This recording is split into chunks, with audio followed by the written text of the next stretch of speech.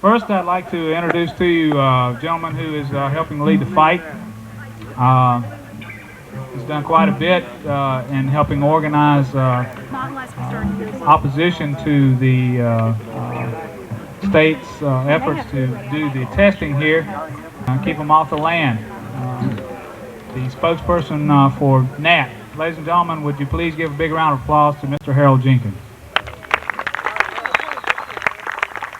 Thank you, Randy. Appreciate that. We want to welcome everybody here today, especially give a warm welcome to the nice folks from Iredell, Rowan County that's down with us today. Back in the back there, I see some of them with the hats up. Thanks for coming down. I was up a couple of weeks ago to that area. Me and a friend of mine, Leroy Smith, and some others went up, and they had a nice parade up there, and it was spectacular. It must have been a mile and a half long.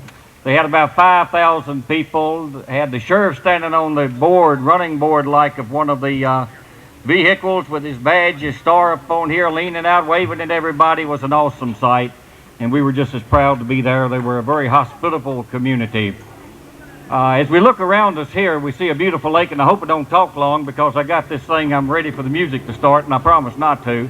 As we look around us here, we see a beautiful lake, and the sky and everything is just gorgeous, and what we're all about here and what we're here for is to keep this from becoming a dump for toxic waste anywhere in Granville County or any place in North Carolina.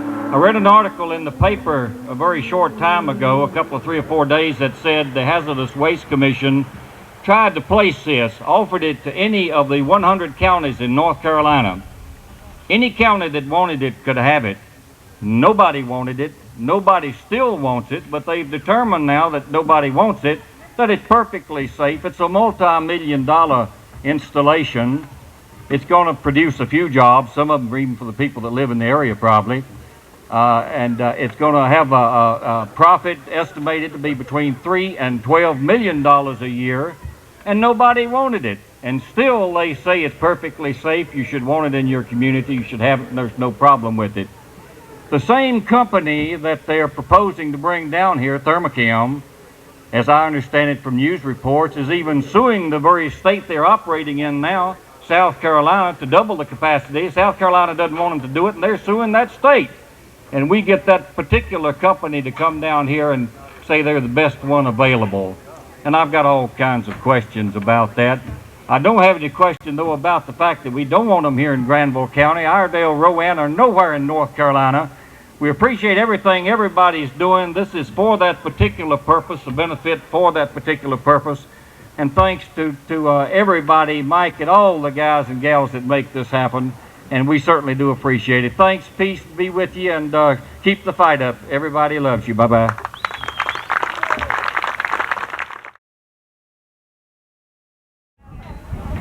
Our editorialist is going to come up now and introduce some folks for you.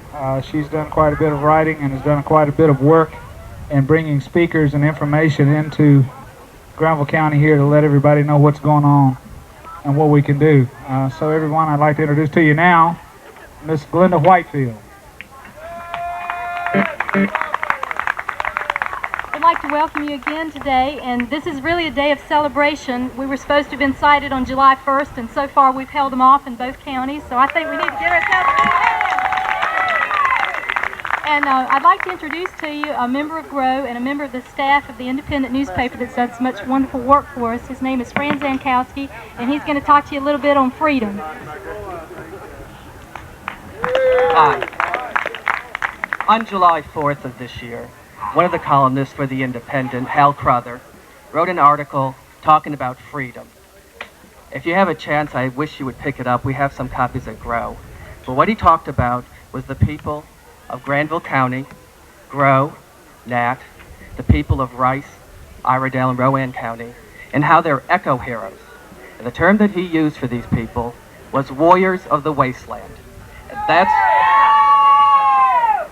that's what we like to think of ourselves. So today, we'd like to honor these people in a little simple ceremony we hope you all enjoy. It's kind of humorous. The warriors of the wasteland. To honor two very important people who have been leaders in the waste wars, we would like for Harry and B.B. Coleman to please come up on stage.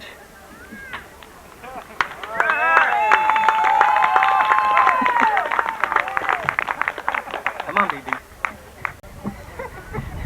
BB and Harry run the Creedmoor Butner News, right? Button Creedmoor. They're the publisher, and they have been leaders in the fight in this part of Granville County.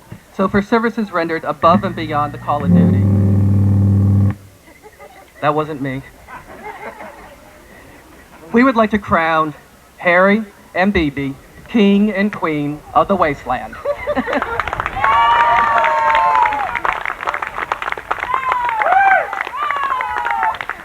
And here are your warriors.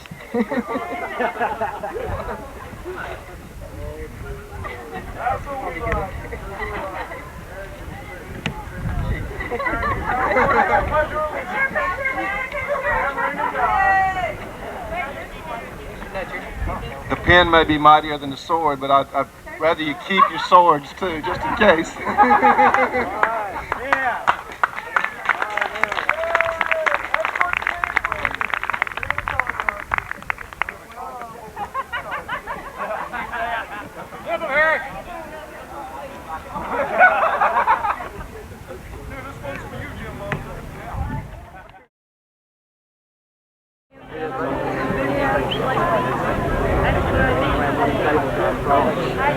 Today we have a very special speaker with us. Her name is Billie Elmore, and she's from North Carolina Warren, which is the Waste Awareness and Reduction Network. Billie is a seasoned veteran of the waste wars. She's been in this thing since the beginning. She's been on the battle line since the whole thing started in Lee County when her home county was cited. And out of that grew North Carolina Warren. It's an environmental network that encompasses 36 groups, and it's growing all across the state. Every time a county has been cited, Billie in North Carolina Warren seems to have made its way onto the phone list of people to call, and people have called her in large numbers all the time. They've always answered the call with information that the counties needed, and so far, when NC Warren has been involved, no county has lost its battle. So I'd like for you to welcome now Billie Elmore of NC Warren.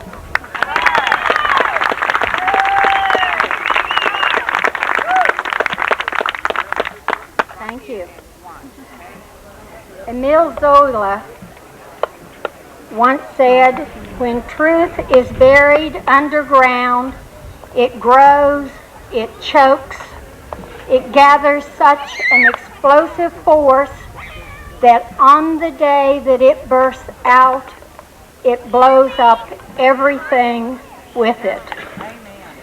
North Carolina Warren is working to force the truth out about Caldwell Systems. We wrote a letter to Governor Martin and held a news conference last week.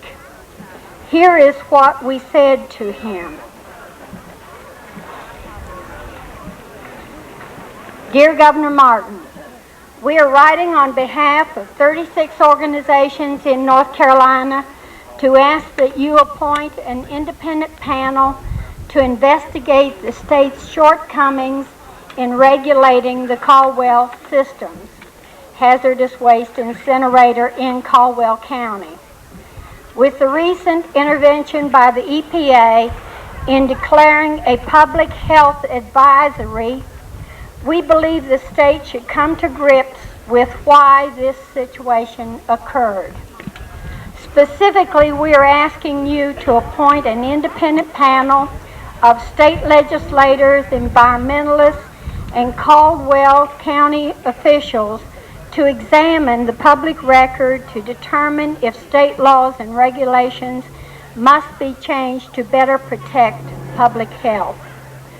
We know that if there are deficiencies in our public health and environmental laws and regulations, that you will want to see them strengthened. Specifically, we are asking that the panel investigate why state health officials issued a report as recently as July 27, 1990, that the concentrations of inorganics and organics detected were not sufficient to pose a significant long-term or short-term risk to public health. Number 2, if state officials knew that serious problems existed at Caldwell Systems in 1987, why no action was taken? Number 3, what are the state laws and regulations that need bolstering in order to adequately protect public health? Number 4, what other systemic problems exist in our state agencies that inhibit protection of public health and safety near hazardous waste facilities? We hope that you will appoint this panel immediately. We are concerned that health threats may exist around other hazardous waste facilities like Carolina Solite, and that proper action has not been taken to ensure the protection of the health and environment of North Carolina.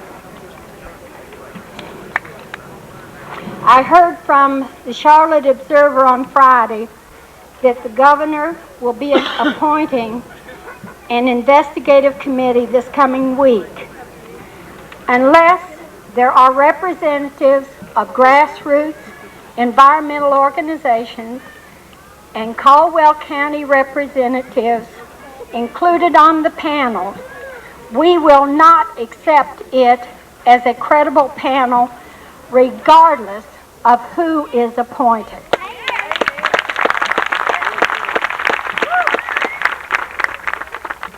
It is time for the governor to recognize that the people of North Carolina have an inherent right to participate in state government, particularly some of those people who have demonstrated their concern for the health and safety of the citizens of this state.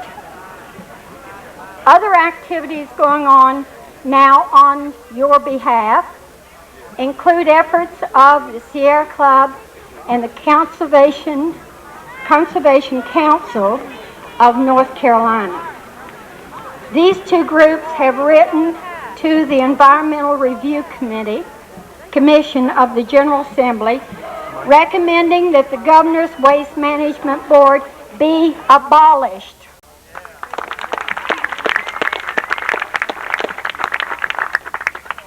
In their letter, and let me just read you a few excerpts. This letter was written by Levon Page, the president of the Conservation Council of North Carolina. He says, and this letter was written to Senator Russell Walker and Representative David Devon, who are co-chairmen of the Environmental Review Commission. I am writing on behalf of the Conservation Council of North Carolina to urge that the Environmental Review Commission investigate the Waste Management Board. The Conservation Council believes that your investigation will lead you to join us in concluding that the board is unnecessary and should be abolished by the 1991 General Assembly. And these are just excerpts from the letter. It is difficult for citizens and local governments to obtain factual and current information from the board. Instead of assisting citizens and local governments, the board appears to be organizing and frightening generators of hazardous waste and radioactive waste. The Conservation Council doesn't recall the Governor's Waste Management Board sending action alerts to environmentalists in support of strict liability or cleaning up hazardous waste dumps or expanding the pollution prevention PACE program. When the budgets of environmental enforcement and monitoring programs are being slashed, how can the board spend taxpayers' funds propagandizing and lobbying for, and in quote from the Hazardous Waste Management Board, for such things as hazardous waste can be managed safely if we have appropriate facilities. Well, we know that's a bunch of bull, don't we? The memo insists, as it urges waste producers to, quote, educate the public. Citizens no longer regard the board as a credible source of information. Those are just a few of the sentences. So you do have other environmental organizations out there that are attempting to help. I would encourage you to call the governor on the hotline and call these Senator Walker and Representative Devon and reinforce that you too want the Governor's Waste Management Board abolished. The next major initiative going on is to document that tremendous amounts of overcapacity exist in the 5 states in the agreement.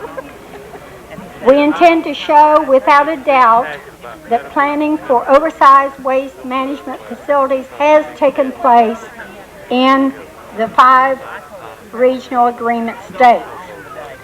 We intend to show without a doubt that North Carolina does not need this incinerator and that the 5 state regional agreement states already possess far more capacity than will be needed in the next 20 years. Regardless of what is being done statewide, you cannot sit back and hope that any one thing will make a difference. This fight is so important to you and to your children that no stone can be left unturned. Here are some of the new directions that need to be explored.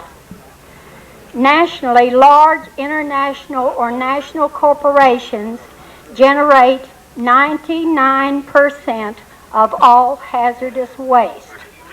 These are corporations that can very well afford to detoxify or recycle their waste on site. Yet, interestingly, we are not hearing a peep out of any of them. They are more than happy to protect their corporate images and let the Martin administration fight with the public over the siting of this facility. It is now time to put pressure on the generators of hazardous waste, on these large corporations. Citizens need to call them and send them questionnaires. Then you need to widely distribute and make available to the media the kinds of responses that you get from them. I have a list with me today of 100 of the top generators of